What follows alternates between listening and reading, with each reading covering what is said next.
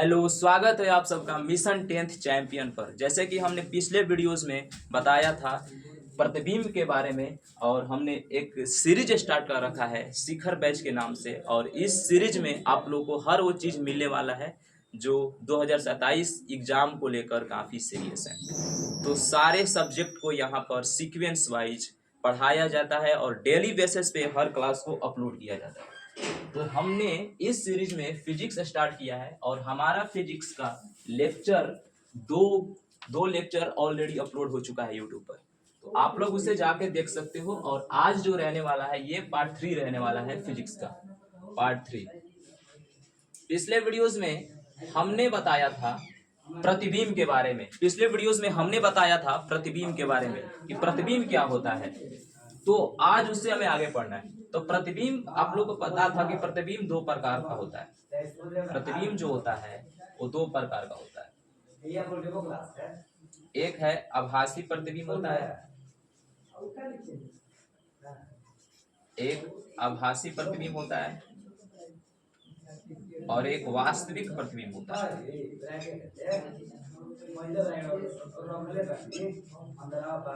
वास्तविक प्रतिबिंब होता है। आभासी प्रतिबिंब और वास्तविक प्रतिबिंब के बारे में हमने कल डिस्कस कर लिया था और इसके बारे में हमने डिफाइन भी किया था। डिफिनेशन सहित पूरा बढ़िया से चित्रण करके इसको एक्सप्लेन किया था।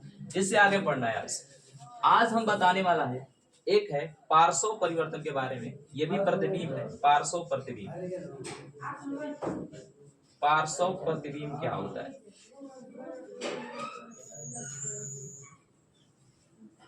पार्श्व प्रतिबिंब क्या होता है, इसको आप अच्छे से डिस्कस करोगे कि पार्श्व प्रतिबिंब किसे कहते हैं।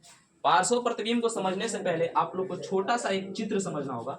उस चित्र के माध्यम से हम समझाएंगे कि पार्श्व परिवर्तन या प्रतिबिंब क्या होता है। पार्श्व प्रतिबिंब यानी पार्श्व परिवर्तन, इसको बोलते हैं परिवर्तन। पार्श्व परिवर्तन आप लोग देखिएगा, मान लो कि ये कोई दर्पण है। समझाने की कोशिश करो, बढ़िया समझना। ये कोई दर्पण है,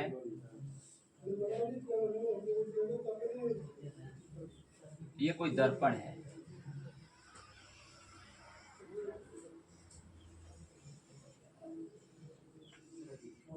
ये दर्पण है और इस दर्पण के सामने ये कोई दर्पण है।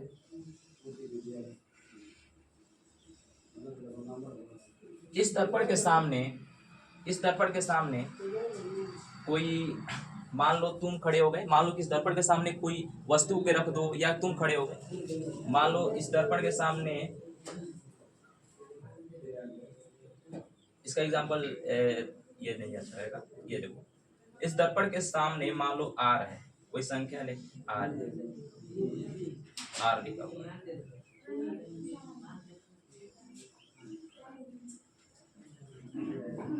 तो ये आर जो है इस दर्पण में किस एंगल में दिखाई देगा? तो बिल्कुल अपोजिट दिखाई देगा, ऐसे।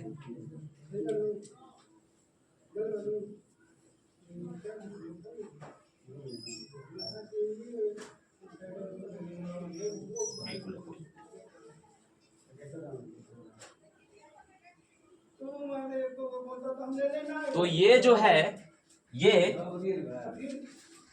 इसी को हम बोलते हैं, हम पार्श्व विस्थापन। पार्श्व परिवर्तन इसको बोल सकते हैं, विस्थापन बोल सकते हैं, इसको भी पार्श्व परिवर्तन। इसमें कुछ खुद से तुम परिभाषा क्रिएट कर सकते हो। परिभाषा खुद से क्रिएट करना है। यहां पर देखो, इस एंगल में, एंगल 1 में देखो, एंगल 1 में देखोगे, एंगल 1 में जो ये आर है ये बिल्कुल सीधा दिखाई दे रहा है, सीधा है। एंगल 2 में देखोगे, इसमें एंगल 2 में देखोगे तो ये आर है बिल्कुल अपोजिट दिखाई दे रहा है, बिल्कुल अपोजिट दिखाई दे रहा है। तो ये अपोजिट है, मतलब ये इसमें उल्टा है।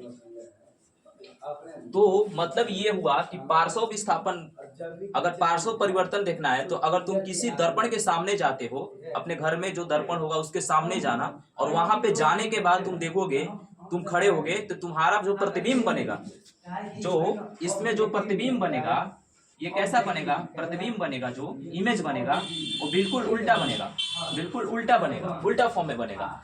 तो ये हम चित्र के माध्यम से आप लोगों को समझाने की कोशिश की। अब इसका परिभाषा लिखना है, ठीक है। तो लिखो पार्श्व परिवर्तन के बारे में, नीचे लिखना।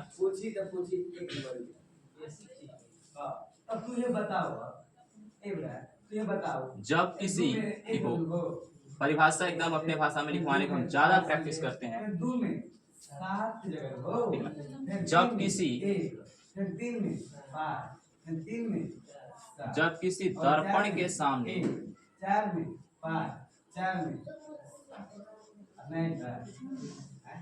जब किसी दर्पण के सामने, जब किसी दर्पण के सामने खड़े होने पर, जब किसी दर्पण के सामने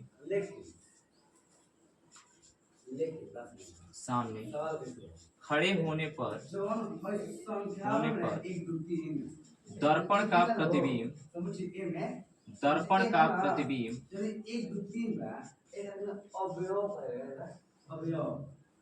खड़े होने पर, अगर ये चीज दर्पण के, वीडियो बीच में थोड़ा इशू हो गया था, आप लोग देखे ना उस क्लास को, हमने रिकॉर्ड किया है, फिर से देखो क्लास को, बढ़िया से देखो। क्या होता है, अगर किसी दर्पण के सामने अगर तुम जाके खड़े होते हो तो उस दर्पण पे, उस दर्पण के लिए तुम क्या हो, बिंब हो। मतलब कि ये जो आर है, ये आर है, ये दर्पण का क्या है, बिंब है। ये दर्पण का क्या है, तो ये दर्पण का, बिल्कुल ये दर्पण का बिंब है। अब ये जो आर है दर्पण पे कैसा प्रतिबिंब बन रहा है, तो बिल्कुल ऑपोजिट बन रहा है। यहाँ पे डिफिनेशन में कैसे लिखना है, बढ़िया समझना। जब किसी दर्पण के सामने, जब किसी दर्पण के सामने खड़े होने पर, खड़े होने पर, खड़े होने पर, खड़े होने पर दर्पण पर, दर्पण पर, दर्पण पर बना प्रतिबिंब, दर्पण पर बना प्रतिबिंब, बना प्रतिबिंब विपरीत, विपरीत रूप में दिखाई पड़े, विपरीत रूप में, विपरीत रूप में दिखाई पड़े, दिखाई पड़े, विपरीत रूप में दिखाई पड़े, उसे पार्श्व दिखाई पड़े, तो उस परिवर्तन को ही, तो उस परिवर्तन को ही,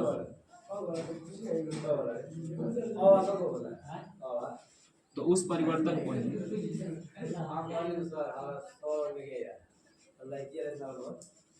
पार्श्व परिवर्तन,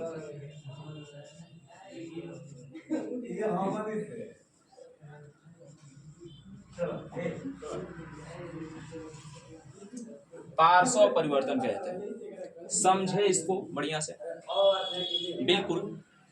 अगर दर्पण के सामने कोई चीज है और वह चीज उस दर्पण के लिए क्या है, बिंब है, और उसका बिंब जो दर्पण पे प्रतिबिंब बन रहा है वो विपरीत रूप में दिखाई पड़े, वही होता है पार्श्व परिवर्तन। That's right. इसको स्क्रीनशॉट ले सकते हो।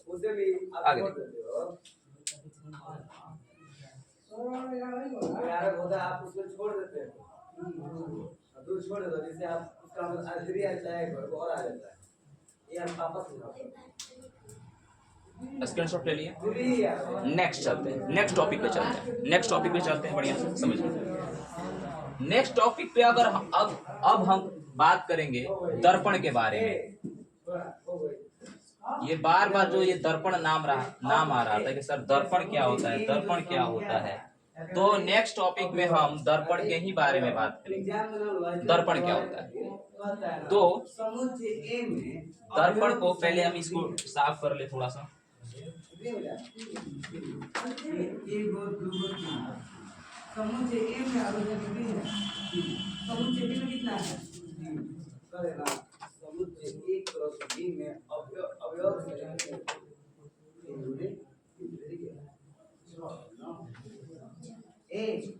आपसे पूछा गया दर्पण, यहाँ पे टॉपिक डालते हैं दर्पण, दर्पण अब सवाल यहाँ पे आएगा, इनको एक दो जो कितनी संख्या है, दर्पण को हम बोलते हैं मिरर। दर्पण क्या होता है, दर्पण को हम बोलते हैं मिरर।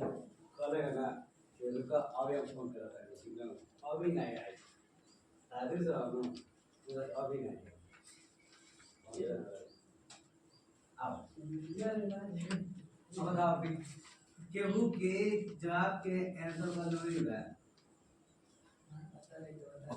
दर्पण के बारे में समझना।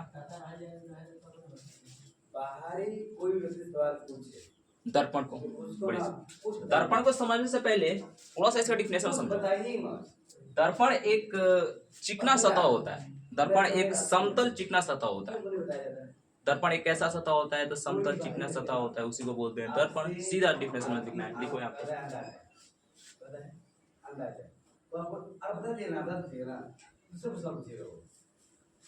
तो जब तक आप नहीं बताइएगा ना तब तक वो सवाल करते ही रहेगा आपको। और आप बता भी दीजिएगा ना आपको बहस करेगा, तब करेगा। ऐसा सतह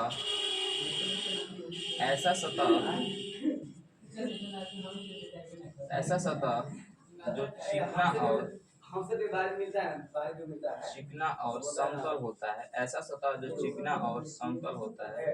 फिर आया था कि नेवी में से आया, नेवी में से समतल होता है, आया तो वहां से बुझाया था उसे उसे दर्पण उसे दर्पण। सिंपल वे में बिल्कुल परिभाषा लिखा गया यहाँ पे, जो चिकना और समतल हो, मतलब बिल्कुल ऐसे। आप क्या बात है, चिकना और समतल हो बिल्कुल ऐसे,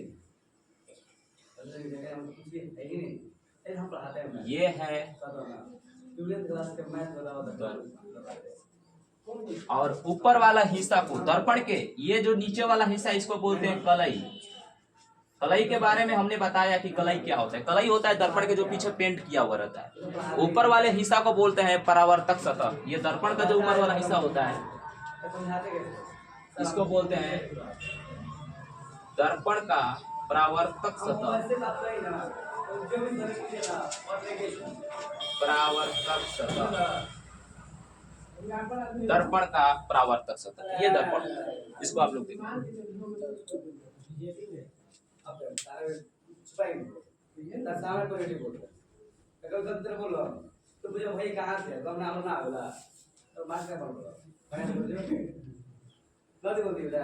नेक्स्ट आगे देखते हैं कि अब दर्पण कितने प्रकार से हो सकता है।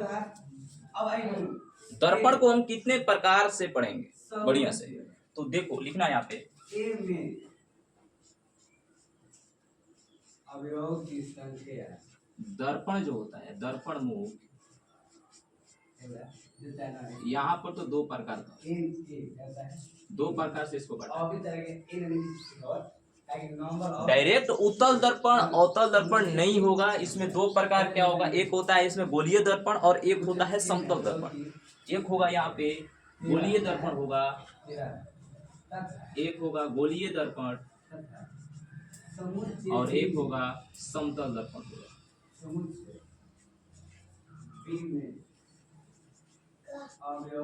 गोलीय दर्पण और समतल दर्पण। अब बात करते हैं गोलीय दर्पण के बारे में कि गोलीय दर्पण क्या होता है, फिर समतल दर्पण। आज गोलीय दर्पण पे ही चर्चा होगी पूरा बढ़िया से, ठीक है।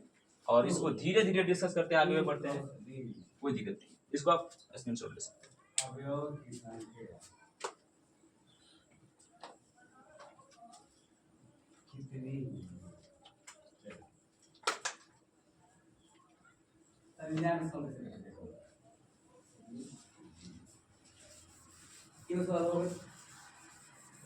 लेकिन एग्जाम में ना कभी लंबा लंबा सब कुछ नहीं करेगा।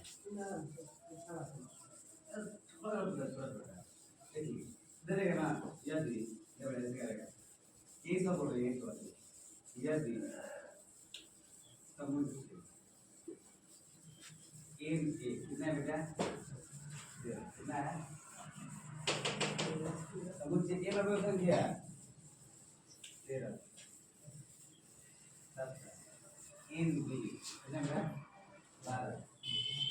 और तुम हर चीज कर सकते हो अगर तुम जो चाहो।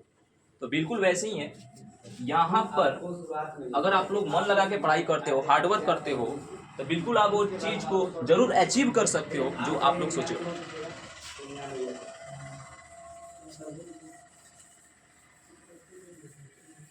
तो दिखाने का अर्थ क्या है कि हम आपको यहाँ पर लिख रहे हैं कि समुद्र ए में अवयव की संख्या कितनी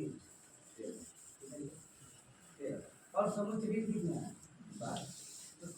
1 करोड़ बी में अवयव है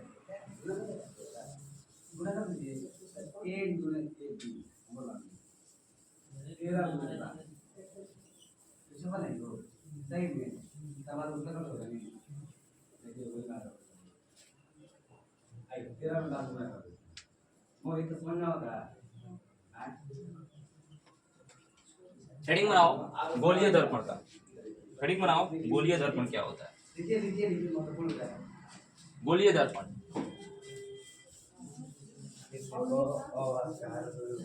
हेडिंग बनाओ गोलीय दर्पण।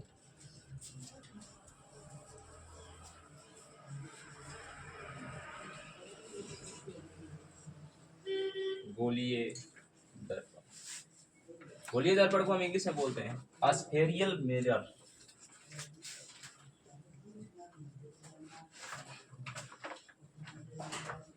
मिरर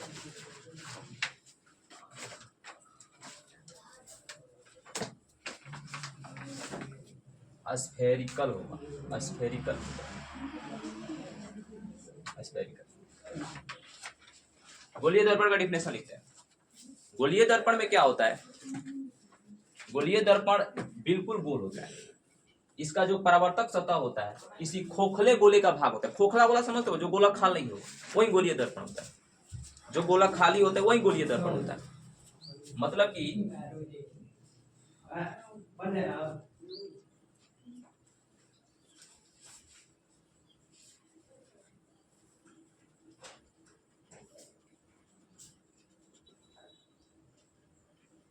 ये गोलीय दर्पण है, बिल्कुल खोखला है।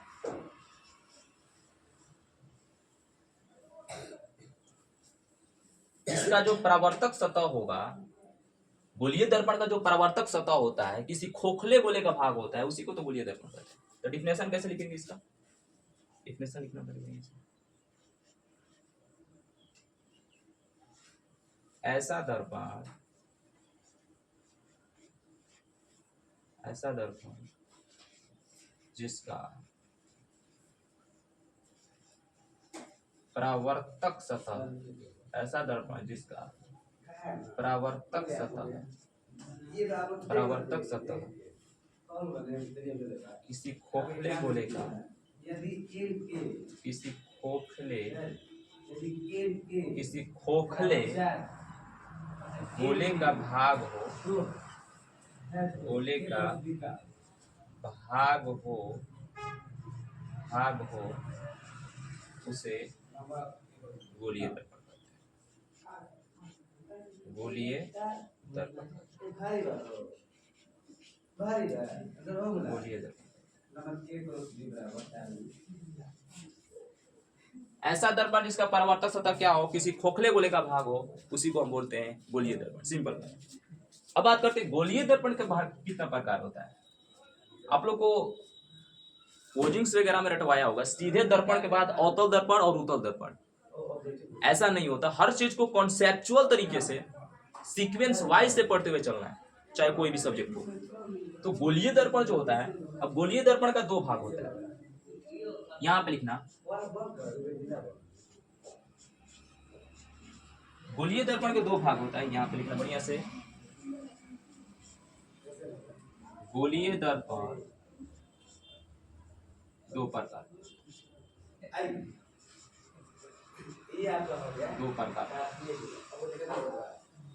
गोलीय दर्पण जो होगा वो होगा बाबू दो प्रकार। कौन कौन दो प्रकार होगा इसका, तो एक अब इसमें आ जाएगा तुम्हारा अवतल दर्पण,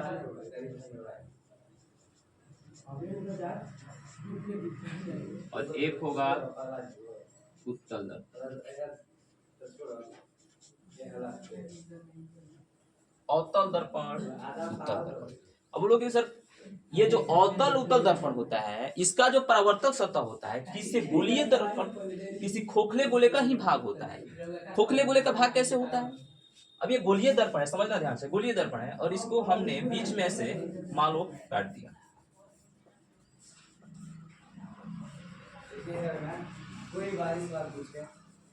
तो यहाँ पर अगर देखोगे बाहर कलई हुआ, अगर यहाँ पर हम बाहर इसको कलई कर दें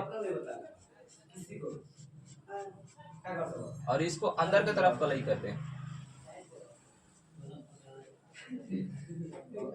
ये दो दर्पण का निर्माण होगा। यहाँ पे दो दर्पण का निर्माण होगा, जिसमें से एक दर्पण जो होगा अब यहाँ पे इसको सॉरी अंदर की तरफ कलई नहीं होगा, यहाँ ये होगा बाहर की तरफ कलई। तब यहाँ पर तुम देखोगे तो दो दर्पण का निर्माण हुआ, यहाँ पर ये हुआ अवतल दर्पण हो जाएगा और इस साइड वाला को बोलेंगे उत्तल दर्पण। तो दोनों का, ये अवतल और उत्तल के दोनों का क्या मिला? चित्र मिला। यहाँ पे दोनों का यहाँ पे चित्र मिला। आप सबको ध्यान से देखना। ये तो अवतल दर्पण उत्तल दर्पण किसी खोखले गोले का ही भाग होता है, ऐसे समझ सकते हो। गोलीय दर्पण के खोखले गोले का ही भाग होता है, इसका परावर्तक सतह। तो सबसे पहले हम इसमें पढ़ेंगे अवतल दर्पण के बारे में, सबसे पहले बारे में पढ़ेंगे। अब धीरे धीरे अवतल दर्पण के बारे में, अवतल दर्पण क्या होता है। अपने कॉपी में हेडिंग बना के डालो अवतल दर्पण।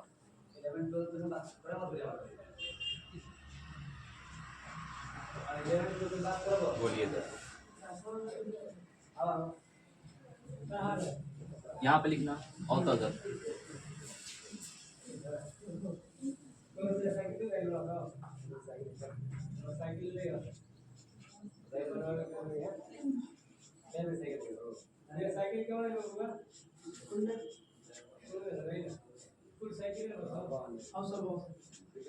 कॉन्वेक्स मिरर, कॉन्वेक्स मिरर अवतल दर्पण।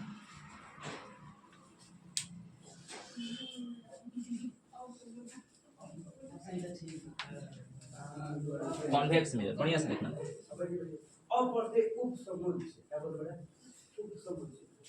उपसमुच्चय क्या होता है?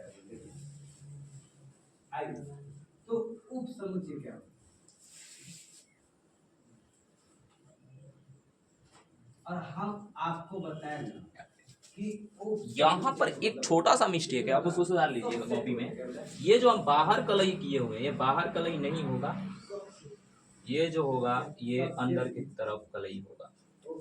बस ये छोटा सा एक मिस्टेक था जिसने हमने पहले किया था, फिर उसको काट के किया था। अब बात करते हैं इसका, समझ। ये गोलीय दर्पण था, बीच में ये वक्रता केंद्र एक होता है, जो आगे हम पढ़ेंगे और बढ़िया से डिटेल से। पहले समझो अवतल दर्पण, ये अवतल दर्पण है। देखो इसमें ऐसा दर्पण, एक के प्रत्येक अवयव किसी अवयव, अगर तुम ध्यान से देखोगे अवतल दर्पण को, तुम ध्यान से देखोगे अवतल दर्पण का जो परावर्तक सतह होता है, परावर्तक सतह तो बता दिया है ना कि परावर्तक सतह क्या होता है, जिसमें प्रकाश की किरणें आके मिलती है, जिस पर टकराएगी प्रकाश की किरण। तो अवतल दर्पण का जो परावर्तक सतह होता है वो क्या है? देखो अंदर की तरफ है, अंदर वाले को हम बोलते हैं परावर्तक सतह। ये वाला जो हिस्सा है इसको बोलते हैं परावर्तक सतह, ये वाला जो इसको बोलते हैं परावर्तक सतह। अब समुच्चय तो ये अवतल दर्पण का परावर्तक सतह है। और बात करके उत्तल दर्पण का परावर्तक सतह कौन होता है? बाहर वाला होता है उत्तल दर्पण का परावर्तक सतह, परावर्तक सतह, परावर्तक सतह। तो अगर हम अवतल दर्पण की बात करें तो इस दर्पण का जो परावर्तक सतह क्या है? देखो अंदर की तरफ है, तो इसका मतलब कि हम बात बोल सकते हैं कि अवतल दर्पण का जो परावर्तक सतह वो क्या होता है? धंसा हुआ रहता है। और उत्तल दर्पण का जो परावर्तक सतह क्या होगा? वो उभरा हुआ रहेगा। परावर्तक सतह क्या होगा? उभरा हुआ रहेगा। इसको आप लोग लिखो, बढ़िया से लिख लेना। ये नहीं थे कभी उल्टा भी दे देला इसलिए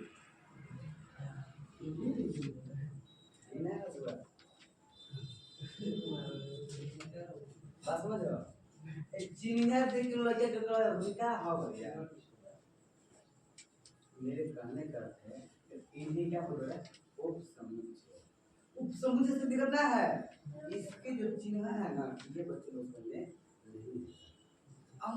अब पूछा है कि भैया आप देना ऐसे आप ना पूरे आसान विधि से बता दीजिए चिन्ह कैसा भी हो हम 10 बार लिखेंगे समझ में आ जाएगा। भाई इसका मतलब लिख सकते हो आप यहाँ पे बढ़िया से। अवतल दर्पण में उपसमुच्चय ऐसा दर्पण, मतलब जिनका प्रत्येक अवयव किसी दूसरे में हो, ऐसा दर्पण जिसका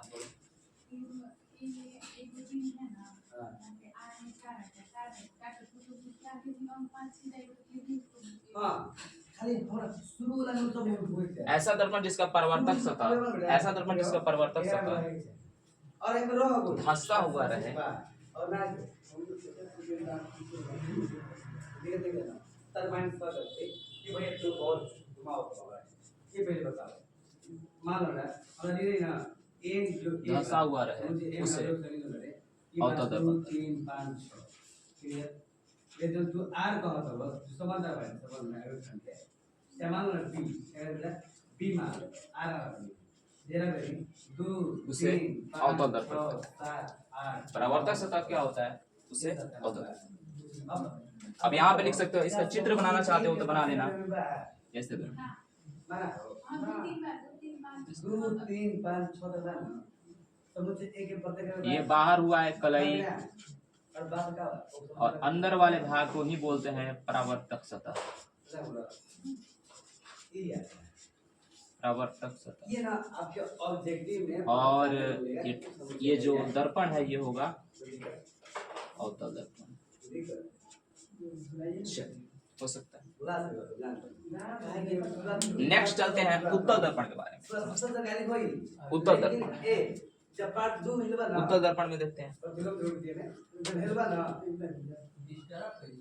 इधर ध्यान रखें लेकिन आप ना अच्छे से मान लेते हैं क्या मतलब होता है जो सब पढ़ाए हैं जो बातें बताए हैं उनको असली कीजिएगा ताकि मास्टर जब आगे चल भी जाए तो हम फिर से पढ़ाई करें। बच्चों ने 19 के पेपर आगे बता रहे हैं अभी तक याद है।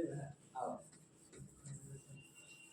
इधर ना क्लास 11 के बाद आगे हो होली से ज्यादा इन्हें दिमाग कर दिया होली का कौन से लेते हैं या तो ये हसल करो हसल जाए और लगान बोलो होली ना चाहिए बात होली चाहते ना करें तार जो भी करेगा तो काम होगा मेरे खावे कैसे तुम आई लास्ट ईयर तक कैसे ओ समझ जानते हैं तो दिक्कत पहले तो दिक्कत हम लिख दिया ना हमारे लिख दिया ना इधर ना ए आप लोग का है ए बी सी ठीक है और यहाँ पर आर लिखिए ए बी सी डी। अब देखिए ये उपसमुच्चय है नहीं इसको वृद्धि रूप में कैसे लिखेंगे का ए देखते हैं नेक्स्ट उत्तल दर्पण में आ जाओ। उत्तल दर्पण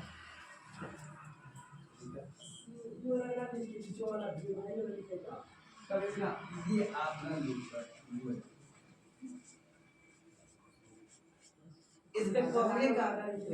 इसका कहने का अर्थ यही है कि प्रत्येक इसका परावर्तक सतह उठा हुआ है ऊपर है। देखो ध्यान से, इसका परावर्तक सतह उठा हुआ है ऊपर है। इसीलिए ऐसा दर्पण अभी आप लोग को डेमो दे रहे हैं कि मेरे पढ़ाने का तरीका कैसा है।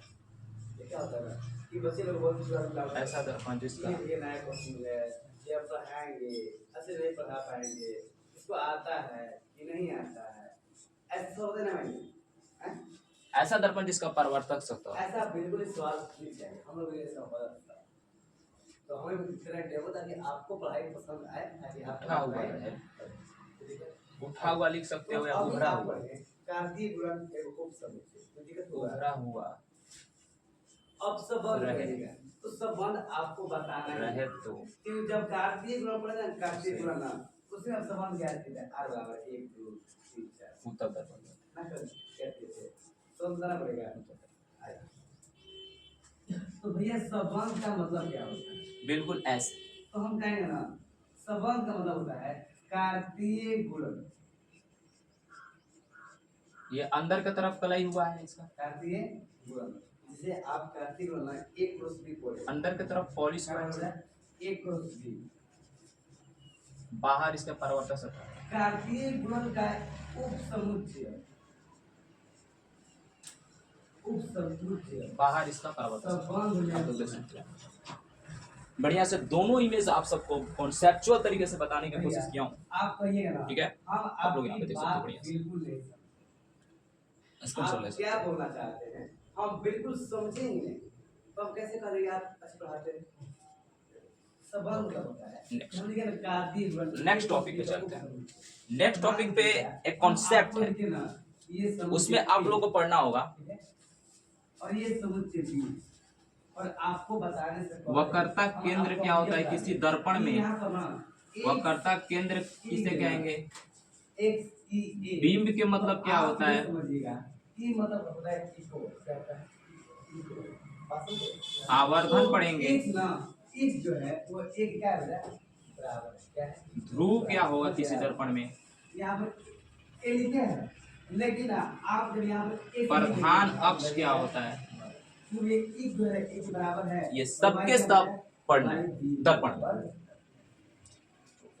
बढ़िया से इसको समझ गए होंगे, उम्मीद है पूरा। तो आपकी कहने Next. का यह है कि भैया आप इसको बताइए कि कार्तीय गुणन आप जानते हो, कार्तीय गुणन आप लोग जानते हो कि भैया दोनों गुणा करते हैं। और हम एक क्रॉस बी ज्ञात करेंगे तो बेटा हमको प्राप्त हो जाएगा एक के साथ एक, एक के साथ दो और एक के साथ तीन। बोलो बेटा बहुत समझ नहीं रहा। आओ देखा है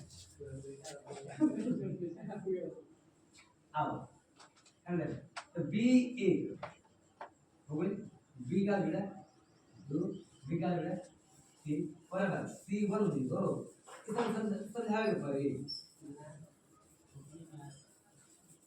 बेटा अब तू बताओ ना ए भाई बोले इधर बताओ जॉन एक क्रॉस बी बा तो एक न संबंध हो ऐसे संबंध हो तो भैया एक क्रॉस बी ही बराबर होता है आर, समझ रहे भैया? आप ये काम किए ना इसमें संबंध होते हैं, मतलब एक क्रॉस बी के सभी अवयव क्या बोला सभी अवयव काम है आर में है, मतलब एक क्रॉस बी उप समुच्चय है ना। जब आप आर ज्ञात कीजिएगा तो ये नहीं रहेगा, बात समझिए नहीं रहेगा। अब लीजिए यहाँ पर लीजिए बी और यहाँ पर लीजिए क्यू, ठीक है? अब यहाँ पर लीजिए आप लोग को दो तीन, यहाँ पर लीजिए चार, ठीक है? तो हमसे कहा गया ना कि आप हमें संबंध बताइए, तो संबंध आप कैसे निकालिए?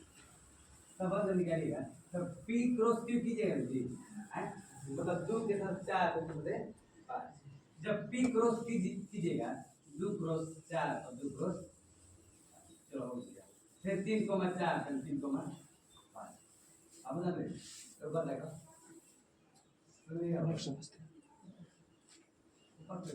नेक्स्ट टॉपिक पे आ जाओ, नेक्स्ट कॉन्सेप्ट पे आओ। नेक्स्ट कॉन्सेप्ट ये है कि अगर मान लो पी क्रॉस क्यू कौन हुआ चार दर्पण है, चार, अब बताओ आर जब तू ज्ञात करो ये नंबर इस पे इसी पे समझना, बढ़िया से समझना एकदम बिल्कुल।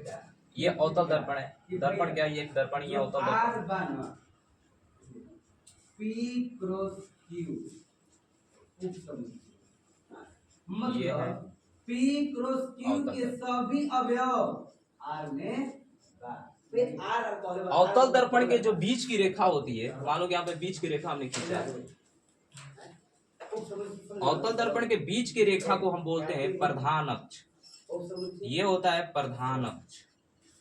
और सबसे महत्वपूर्ण बात आपके प्रश्नावली में भैया ये आपका ऑब्जेक्ट दर्पण के ये वाला भाग, ये वाला भाग, ये दोनों क्या होता है? व्यास होता है।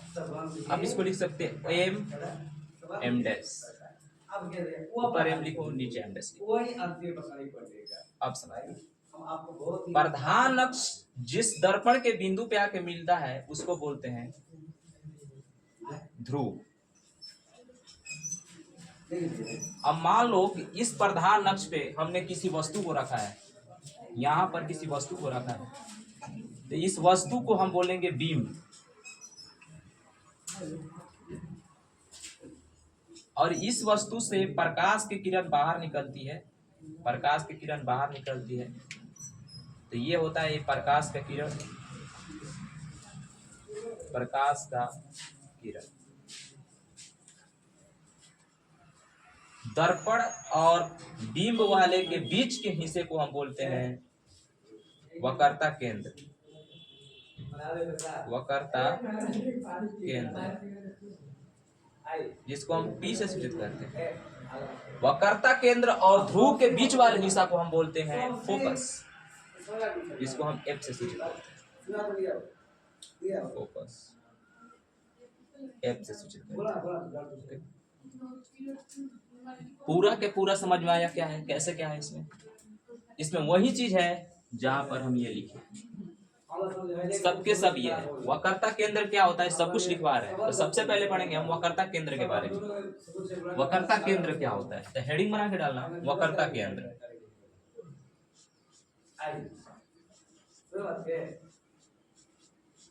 वक्रता केंद्र। आइए अब पढ़ाते हैं आप लोग का संबंध के बारे में। वक्रता केंद्र क्या होता है? संबंध के वक्रता केंद्र किसको बोलते हैं? संबंध के प्रकार। तो वक्रता केंद्र देखो, वक्रता केंद्र को तो हम पहले P से सूचित करेंगे। अब यहाँ पे देखो तुम ध्यान से,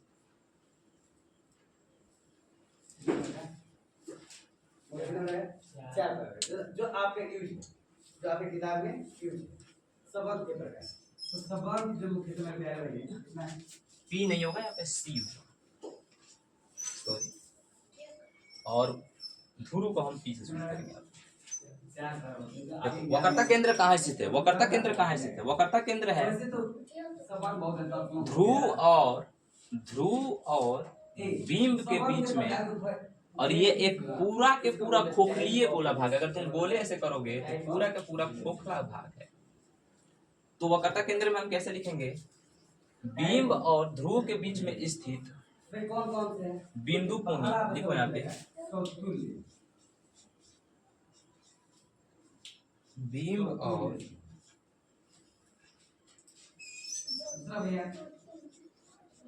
ध्रुव के बीच स्थित बिंदु को ही इस समतुल्य संबंध का होता है। तो समतुल्य का मतलब होता है ना, सो मतलब क्या स्वयं। वक्रता केंद्र तो बताओ हम पहुंच जाना इस तरह ना समुच्चय ए। वक्रता केंद्र को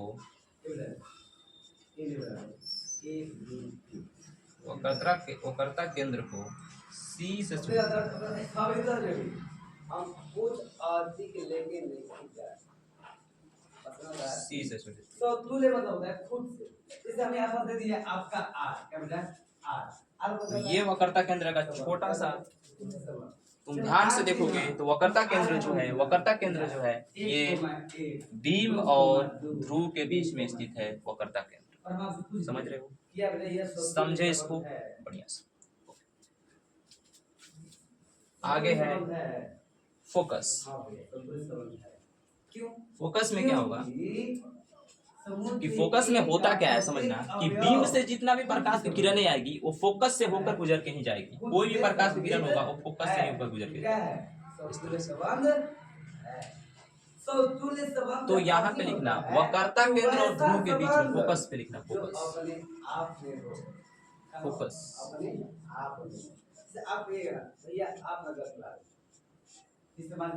ये आपका R1 है, संबंध हुआ नहीं। वक्रता केंद्र R2 और 1,1 और 3,2 और ध्रुव के बीच और 3,4। आप ये बताइए ध्रुव के बीच स्थित बिंदु को ही। तो भैया समतुल्य संबंध में क्या करना चाहिए? तो हमको बस ये कहना है ना कि एक के साथ एक संबंध है। भैया एक के साथ एक संबंध है, क्या ध्रुव के साथ संबंध है? फोकस को F से सूचित किया जाता है। तो समतुल्य संबंध F से सूचित किया जाता है। पूरा प्रश्नावली एक पॉइंट एक सीधा अलग है ऐप से स्विच किया जाता है, देख सकते हो। R N such as A ये मतलब क्या होता है नेचुरल होगा जिसे आप प्रैक्टिस करके करते हैं वो देखिए आप आगे नोट में लिखना, इसमें नोट में लिखना आप कहिएगा कि भैया क्या आप कि बीम से जितना भी प्रकाश की किरणें, आपकी एक जितना भी प्रकाश की किरणें आती हैं वो फोकस दूर से होकर ही गुजरती जाती है। नोट बना के लिखना है यहाँ पे। आई और कहेगा ना आर सच है जेड क्या है दर्पण पर आती प्रकाश की किरणें पूरा तो समझाते हैं क्या होता है ना माइनस होगा बोलो के वैसी संख्या जिसमें माइनस बोलो अपने भाषा में जैसे -3 से -5 तक आ जाए सॉरी 5 तक माइनस भी है फोकस से होकर गुजरती है। ये अब होता है लेकिन अभी हमको आपको समझाना है सर्कुलर क्या है सर्कुलर इस कॉन्सेप्ट को बढ़िया समझ जाओ। भाई सर्कुलर शब्द ये होता है कि हम आपको एक और संबंध दिए एक और संबंध दिए ना क्या है बेटा देखो एक के साथ एक है और एक के साथ दो है और दो के साथ दो है और तीन के साथ दो और तीन के बाद तीन तो हमको सब नहीं देखना है। नेक्स्ट है ध्रुव, आवर्धन पढ़ेंगे बाद में। ध्रुव समझना, प्रधान अक्ष हो गया, वक्रता केंद्र हो गया, ध्रुव समझना। क्या ध्रुव के साथ संबंध है? ध्रुव क्या होता है? तो क्या तीन साथ तीन संबंध है? प्रधान अक्ष के आती समांतर किरणें, यहाँ पर लिख सकते हैं, ऐसे लिखा सकता है प्रधान अक्ष के समांतर प्रकाश फोकस बाहरी का हो या मत उसका मतलब ना है। यहाँ पे लिख सकते हो। ध्रुव क्या होता है? ध्रुव उसको बोलते हैं प्रधान अक्ष जिस दर्पण के जिस बिंदु पर जाके मिलता है, जिस बीच के बिंदु पर जाके मिलता है वो ध्रुव होता है। तो ध्रुव उनका लिखना है यहाँ पे। तो आप कहिएगा कि भैया समित मतलब क्या होता है? दर्पण के बीच के स्थित दर्पण के स्थित अगर ए से बी है तो बी से ए भी दर्पण के इस कैसे भैया तो मान लीजिए दर्पण के बिंदु एक समुच्च दे बिंदु P पर स्थित 1 2 3 P पर स्थित बी दर्पण के बिंदु P पर स्थित प्रधान अक्ष का प्रधान आपको अक्ष हम समझा रहे हैं समित क्या होता है समित तो समित का अर्थ यह होता है कि अगर यह ए से बी है तो बी से क्या हो जाएगा प्रधान अक्ष दर्पण के जिस बिंदु पर आकर मिलता है। हम आपको दे देना आर हम यहाँ पर लिख दिए आकर मिलता है एक दो बी ठीक है और यहाँ पर लिख दिए सी थ्री और यहाँ पर लिख दिए इसे P से शुरू करते हैं। हम आपसे पूछ दिए कि क्या यह संबंध है? क्या समझ गए? क्या यह है? बाकी ये पूरा हो गया। ये आवर्धन को हम समझेंगे आगे वाले लेक्चर में आवर्धन को समझेंगे। आज के लिए इतना ही रहने वाला है। आप लोग इस चैनल को सब्सक्राइब कीजिएगा और डेली वीडियो को अटेंड करने की कोशिश किया जाएगा और कमेंट करने के ज्यादा प्रयास कीजिएगा। Okay, thank you. एकदम के बाद उल्टा है और एक के साथ के बना